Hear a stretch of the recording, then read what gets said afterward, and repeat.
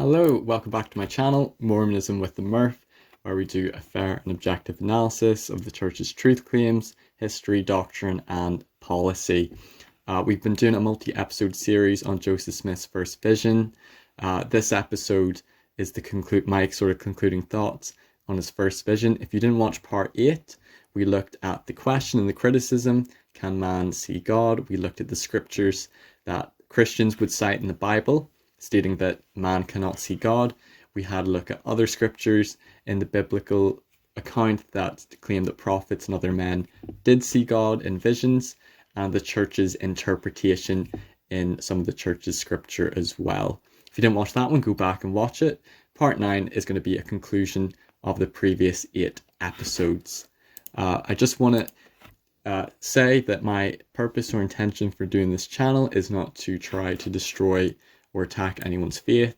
Neither is it to be a defender or to try to prove the church is true. I'm trying to do as fair, as honest, as a transparent look at the controversial aspects and to provide both the critical argument and the faithful response. So, in conclusion, we've looked at the 4 primary accounts of Joseph Smith's first vision, the 5 second-hand accounts. The church's position is that they tell a relatively similar story, they're consistent, and that one can reconcile the differences in a faithful manner. There are different accounts given at different times to different audiences, which emphasize different details and aspects of the vision, but in totality give us more understanding about Joseph Smith's first vision.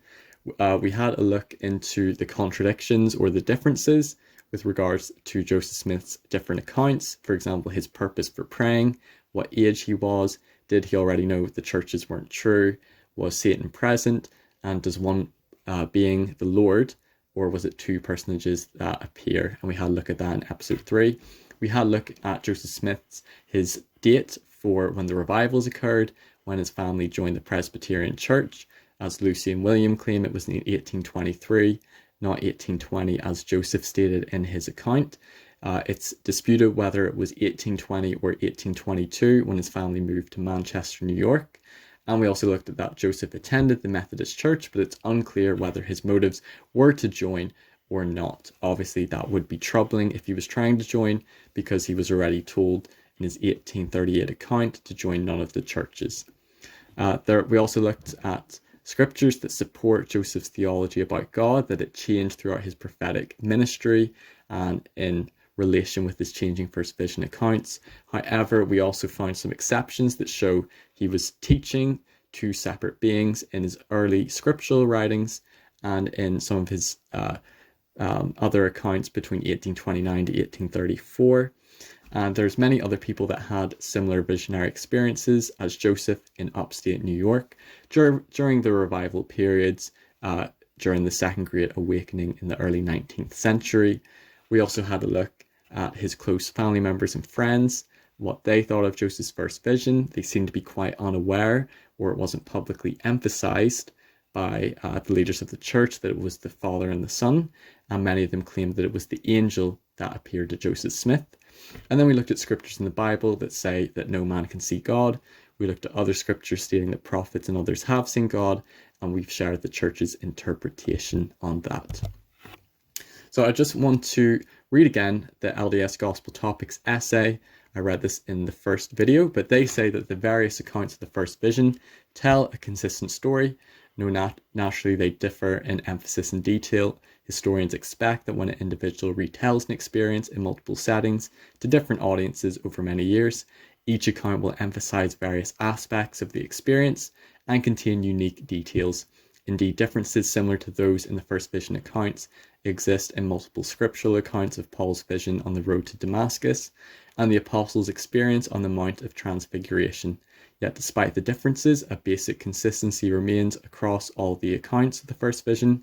Some may have mistakenly argued that any variation in the retelling of the story is evidence of fabrication. To the contrary, the rich historical record enables us to learn more about this remarkable event than we could if it were less well documented. So that's the church's position. Critics would obviously disagree and push back that there are inconsistencies in the first vision accounts. There's things that don't line up with the historical record. there appears to be embellishment or evolution of the story, and a big omission in the 1832 account, that no mention of God explicitly. We've dove into those contradictions in episode 3. But so I'm going to do a bit of a summary of my concluding thoughts, looking at both the arguments for, the arguments against, looking at both sides of the table. Joseph Smith's first vision, it's certainly complex. It's messy when we look at the historical record. There is plausible evidence that Joseph, he may have invented this vision as credited claim from his environment, or embellished aspects with his changing theology to make it sound more impressive and miraculous and to bolster his prophetic claims. However, one might view his first vision as a sacred personal theophany that Joseph, he didn't publicly share much throughout his life. Nevertheless, his accounts, they are consistent in that he had heavenly vision, he received answers to his prayers, and received direct communication from God. We can't prove or disprove Joseph's first visions. We can look at his accounts, we can look at the accounts of others, we can look at the historical record, but really only Joseph knows what happened, what he saw and what he experienced. So we can choose from looking at the historical sources, reading his accounts, and individually seeking a witness and answer from God, whether or not we believe his claims. I do personally see both conclusions from looking at the evidence as rational and understandable. You can choose to focus on the problems, the inconsistencies, the messiness, or you can focus on the beauty, the power, the magnificence of his experience. I personally do lean towards that I believe he did have a vision. When I read these words, to me, they read like the words of a sincere man, a man who's telling the truth. And I find it really hard to believe that he's lying and that he's deceiving when he says this in his 1838 account. I had actually seen a light, and in the midst of the light, I saw two personages, and they did in reality speak to me. And though I was hated and persecuted for saying I had seen a vision, yet it was true, for I had actually seen a vision. I knew it, and I knew that God knew it, and I could not deny it. And to me, those just seem, when I read those words, the words of a man who's telling the truth about his experience. I know critics would point to other times where maybe Joseph wasn't completely honest, for example, his denial with polygamy, and they would say, therefore, he was dishonest and we can't trust him. But when I read these words in his 1838 account, they seem like the words of a sincere, honest man who's telling the truth of his experience. But really, when it comes to the first vision, either Joseph Smith was telling the truth, he really did see God and Jesus Christ, he really was a prophet, or else he was a fraud and he made it up or he embellished it. Or I suppose a third option is that he's a sincere fraud, that he maybe imagined or hallucinated, or it was a dream. That could be another perspective. But really, it's either true or it's not.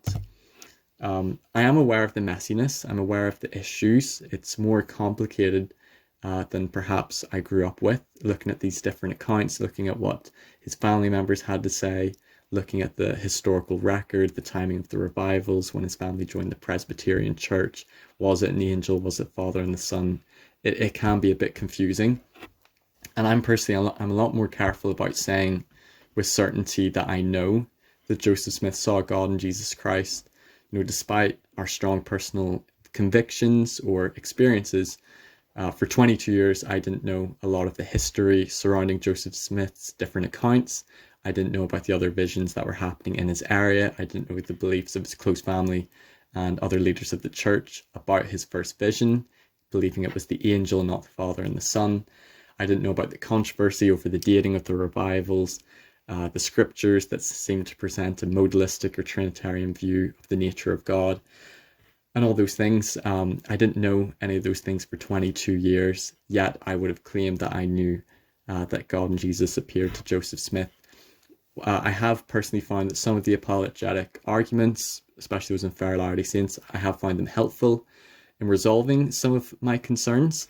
And I think in a lot of ways, my heart really believes in Joseph Smith's first vision. It resonates with me. It feels right. It feels true. It's inspiring.